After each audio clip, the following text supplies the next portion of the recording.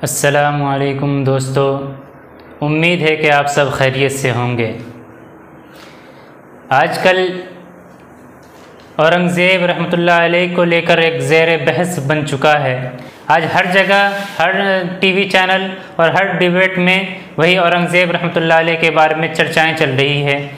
मैं बताना चाहता हूँ कि हज़रत आलमगीर रहमतुल्लाह अलैह के जो कारनामे हैं, उन्होंने क्या किया है, उनकी जो ख़राबियाँ जो भी थी वो सारी बयान की जाती हैं, लेकिन जो उनकी अच्छाइयाँ थी उनको छुपाया जाता है।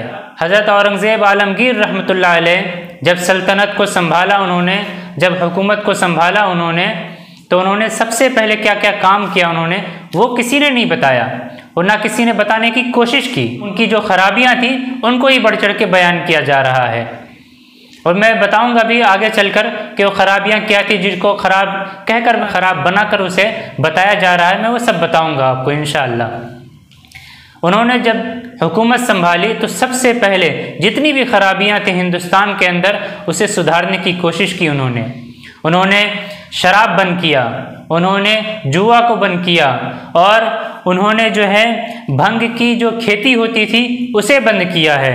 फिर उसके बाद जो है उन्होंने बाज़ारी औरत जितनी भी थी उन्हें ये हुक्म दिया कि वो शादी कर लें, नहीं तो फिर हिंदुस्तान को छोड़कर चले जाएं। ये सारी ख़राबियाँ जितनी भी थी हिंदुस्तान के अंदर, जो हिंदुस्तान को कमज़ोर कर रही थी, वो सारी ख़राबियों को सबसे पहले लगाम लगाया और सबसे पहले उस सारी ख़राबियों का सफाया किया। फिर उसके बाद जो उन्होंने किया है, उन्होंने जो अच्छाइयाँ की हैं, जो उन्होंने अच्छे काम किए हैं, उसे किसी ने नहीं गिनाया है। आप तारीख़ उठाकर देख लें, इतिहास उठाकर देख लें, जिन्होंने हक़ानियत को बयान किया है उनके लिखे हुए इतिहास को उठाकर देख लें तो आपको हज़रत आलमगीर रहमतुल्लाह अलैह की जो अच्छाइयाँ थी, जो उन्होंने काम किया था हिंदुस्तान को हिंदुस्तान बनाया था, उन्होंने जो काम किया था उसको उन्होंने लिखा है। मैं बता दूं आपको कि उन्होंने जो है हुकूमत संभालने के बाद जितनी भी ख़राबियाँ थी उस पर सबसे पहले पाबंदी लगाई, उसका सबसे पहले सफाया किया।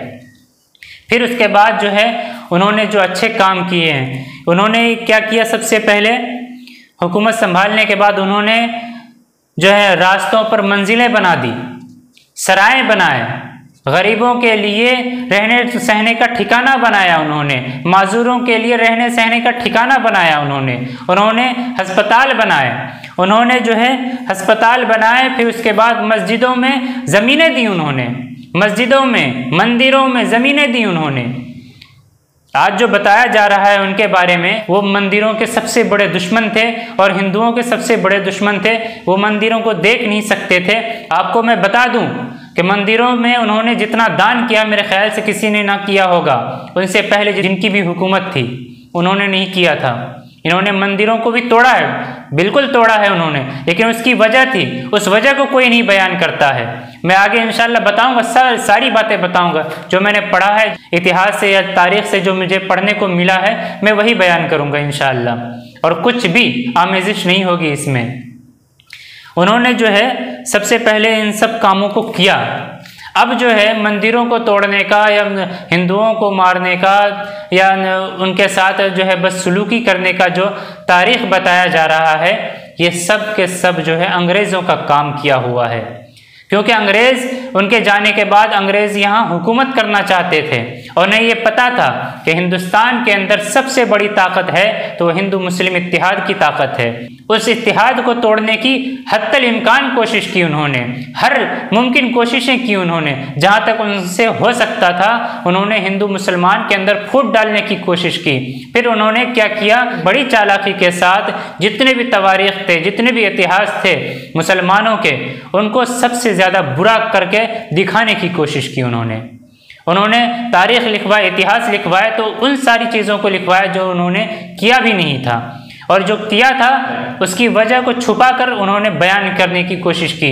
उन्होंने लिखवाया ऐसी ऐसी तारीख़ें जिनसे मुसलमानों के लिए हिंदुओं के दिल में नफ़रत पैदा हो जाए, फिर ये आपस में लड़ झगड़ लें, कमज़ोर पड़ जाएं, तो हम फिर जो है पीछे से दबोच लें। यही काम अंग्रेज़ों ने किया है।